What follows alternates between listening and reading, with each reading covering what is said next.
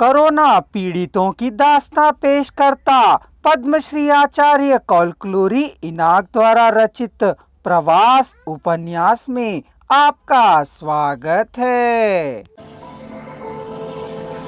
गंगा में पहले के किए गए पापों को धोते हुए से पूर्व संचित कर्मों का प्रक्षालन करते हुए से जी भरकर गंगा में तैरते डुबकी लगाते घाट पर स्नान करते हुए फूले ना समा रहे थे।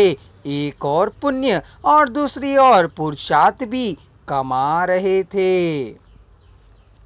रास्ते पर चलते चलते थके रतन ग्रुप के लोग अपनी थकान को मिटाने के साथ साथ फिर थकने के लिए नहाते ही जा रहे थे, लेकिन वह थकान आह्लादकारी थी। कुछ लोग तट पर आकर सीढ़ियां चढ़ कपड़े बदलकर बाकी लोगों की प्रतीक्षा कर रहे थे। खुद तैरते हुए जयेश को तैराते हुए राम भी गंगा में ही था। बेटे के लिए प्रतीक्षा करती हुई रमा घाट पर ही बैठी थी। राम का कद भारी था, शरीर हुष्ट पुष्ट था। वह खुद तैरते हुए अपने हाथों से जयेश को भी तैरवा रहा था। जयेश भी उत्साह से पानी से खेलते हुए तैर रहा था। उस एक दिन में ही जयेश ने लगभग तैरना सीख लिया था। क्यों रे, तुम्हें डर नहीं लग रहा है? कह पूछने पर सार तुम हो ना मुझे, तो फिर डर किस बात का? जयेश सहसा उत्तर दे रहा था। तुमको नींद नहीं आ रही है क्या? पूछने पर तुम्हें आएगी तो मुझे भी आएगी कहा। राम ने कहा चलो किनारे पर चलते हैं। तुम चलो तो मैं भी चलूंगा ना सर, कहा जयेश ने। इन दोनों की बाट जोते हुए रमा को झपकी आ रही थी। इनको देखते ही वह संभल गई। बाहर बरामदे में दुकानों के बाहर पेड़ों के नीचे भक्त बेसुध होकर नींद ले रहे थे।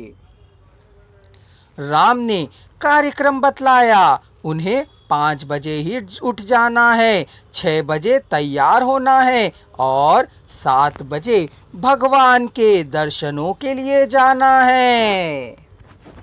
4 घंटे ही सोकर सवेरे 4 बजे ही उठकर राम गंगा नहाने जा रहा था, तो जयेश ने भी उसके साथ निकल चलने की जिद की। 2 घंटों तक दोनों मन भर कर नहाकर दर्शन करने के लिए तैयार हो गए थे। सभी लोग यथा समय तैयार हो चुके थे। भक्तों की लंबी कतार होने पर भी सासाराम के समूह ने जल्दी ही दर्शन कर लिए थे। प्रवासी मजदूर भक्ति की परवशता में झूमते जा रहे थे। गायों की पूजा, प्रसाद सेवा अलग अलग से पूरी तृप्ति के साथ उन्होंने किया। यह अन्नपूर्णा का आवास था। विशालाक्षी के दयाद्वक थे। भक्त परवश हो रहे थे। भगवान के प्रसादों से ही इन्हें तृप्ति प्राप्त हो गई थी। फिर धर्मशाला की ओर जाने की जरूरत नहीं पड़ी। यूनिवर्सिटी के विद्यार्थियों ने करपत्रों में लिखा था, काशी में जितने परवश भक्त हैं उतने विवश पुजारी हैं।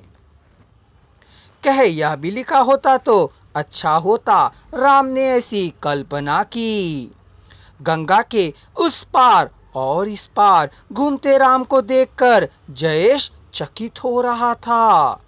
रतन के ग्रुप की औरतें रंगीन धागे, रिबन, मोतीमन के, विभूति के फल, हेयर पिन आदि की खरीदारी कर अपनी गठरियों में बांध रही थीं।